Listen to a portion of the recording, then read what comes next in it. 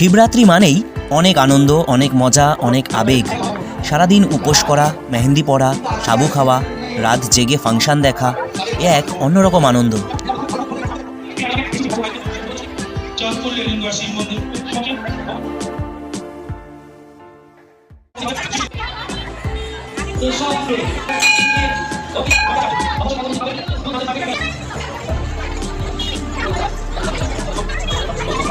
শিব ঠাকুরের তো অনেক নাম, মহাদেব, ভোলে বাবা, শঙ্কর, শম্ভু। সবাই বলে মেয়েরা ভালো বর আর ছেলেরা ভালো বউ পাওয়ার জন্য নাকি শিবের মাথায় জল ঢালে। তবে তিনি দেবাদিদেব মহাদেব, মনের সকল ইচ্ছা পূরণের জন্য তার পূজা দেওয়া যায়।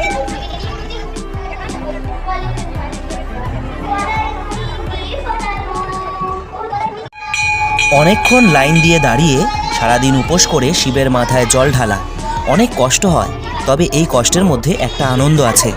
যারা গঙ্গা থেকে জল এনে শিবের মাথায় ঢালে তাদের অনেক কষ্ট হয়। শিব ঠাকুর তাদের উপর কৃপা করুক আর না করুক, শারীরিক পরিশ্রম করার জন্য তাদের শরীর অনেক ভালো থাকে।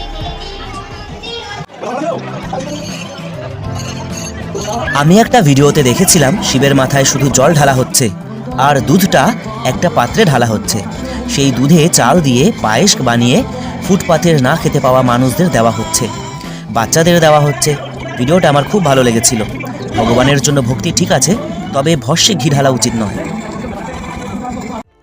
শিবরাত্রিতে সারাদিন উপোস থাকার পর দুধ, নারকেল, কলা দিয়ে মাখা সাবু যেন অমৃত।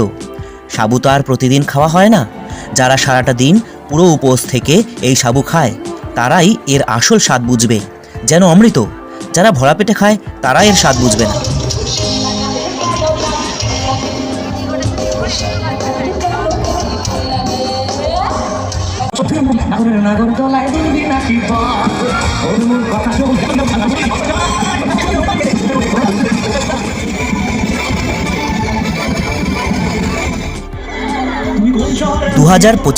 এবছর এসেছিল কেশব দে, সারেগামাপা থেকে অঙ্কিতা ভট্টাচার্য এবং ইন্ডিয়ান আইডলের থেকে ঋষি। ভীষণ মজা করে কাটালাম আমরা এবছরের শিবরাত্রি।